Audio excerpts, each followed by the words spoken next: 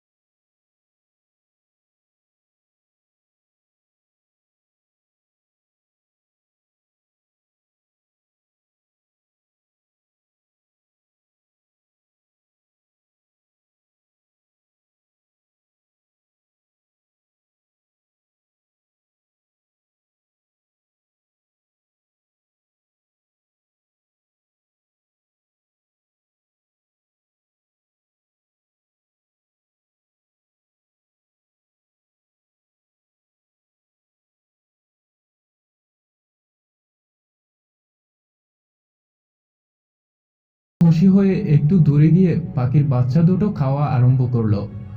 মহিলাটা বলল, কেন এসেছো? আমি বললাম, বাবা মারা যাওয়ার পর থেকে আপনি আমাকে অনেকভাবে সাহায্য করেছেন। যখন প্রথমবার বুঝতে পারলাম আমি মানুষের মৃত্যুর সময় দেখতে পাই, তখন খুব গাবড়ে গিয়েছিলাম, অনেক ভয় পেতাম। তখন আপনি আমাকে বুঝিয়েছেন একদিন সব ঠিক হয়ে যাবে। এর পিছনে বড় কোনো রহস্য আছে, যেটা আমি সময় হলেই জানতে পারবো। আমি নিজেকে অনেক বুঝিয়ে ধৈর্য ধরে আছি। আপনার কথা মতো আপনার কথা মতো প্রতি ব্ল্যাক ফ্রাইডেতে বাবার কবরে ফানি দেয়, কিন্তু এর কারণ আজও আমাকে বলেননি। গতকাল ব্ল্যাক ফ্রাইডে ছিল। বাবার কবরে ফানি দেওয়ার সময় সেখান থেকে অদ্ভুত ধোঁয়া বের হয়েছে। এটা কিসের ইঙ্গিত ছিল? আর আমি স্বপ্নে হাবিত্রা এবং ডেভিলের কথোপকথন শুনেছি। তারা আফরিন গালিবকে নিয়ে কিছু বলছিল। এসবের উত্তর খুঁজতে এইখানে আসা আমার। মহিলাটা একটা অদ্ভুত হাসি দিয়ে তার বোবা বাচ্চাকে চোখের ইশারায় সেখান থেকে ঘরে যেতে বলল। বাচ্চাটা রক্তাক্ত মুখে হাসি দিয়ে ঘরে চলে গেল।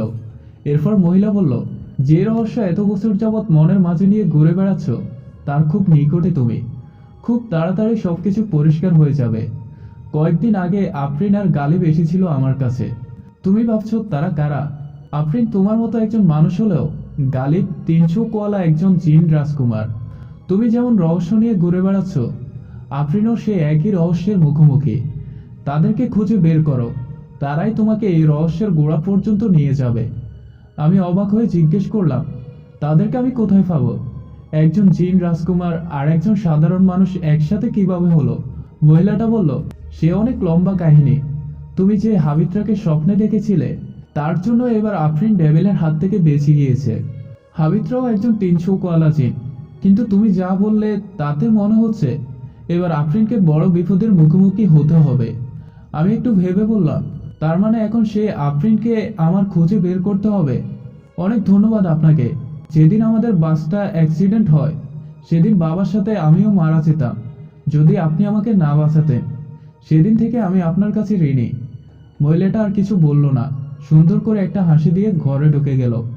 আমি উল্টো ঘুরে আবার হাঁটা দিলাম। এবার আমাকে আফরিন আর গালিবকে খুঁজে বের করতে হবে। তাদের কাছে আমার সব প্রশ্নের উত্তর আছে।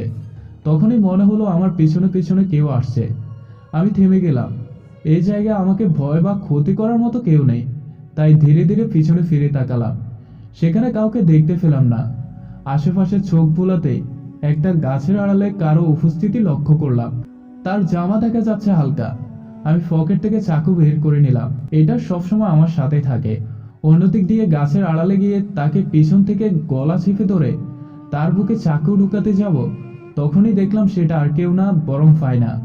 আমি গলা ছেড়ে বললাম, ফাইনা, তুমি এখানে কি করছো? কিভাবে এলে এখানে?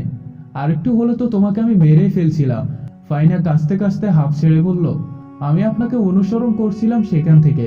আপনি আসলে কে জিয়াদ ভাইয়া? আর ওই মহিলা এবং বাচ্চাটা কে ছিল?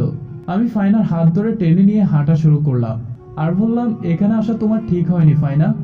তোমাকে বলেছিলাম আমার পিছু ছেড়ে দাও। এভাবে চলতে থাকলে আমিই তোমাকে মেরে ফেলবো একদিন। তোমার পুলিশ বাবাও আমার কিছু করতে পারবে না।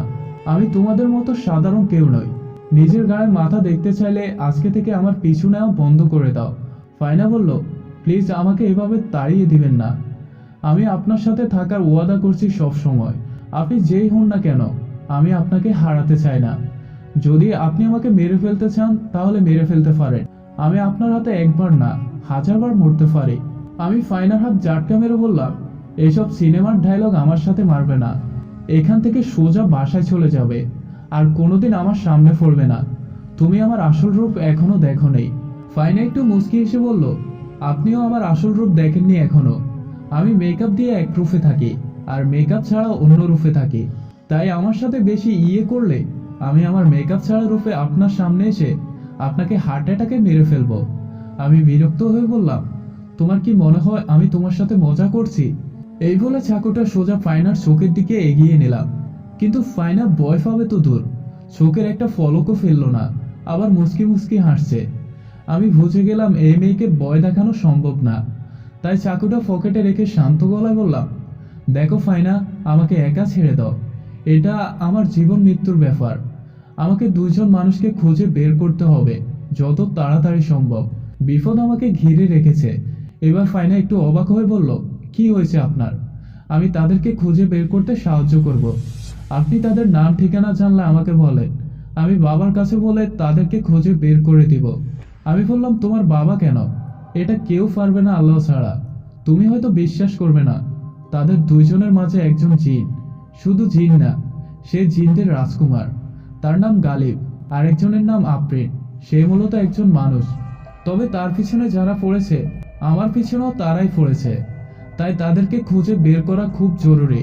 এটা শুনে ফাইনা হেসে দিয়ে বলল, আপনি মজা করছেন তাই না? জিনের রাজকুমার, সাথে একটা মেয়ে, কিসব আজগুবি কথা বলছেন?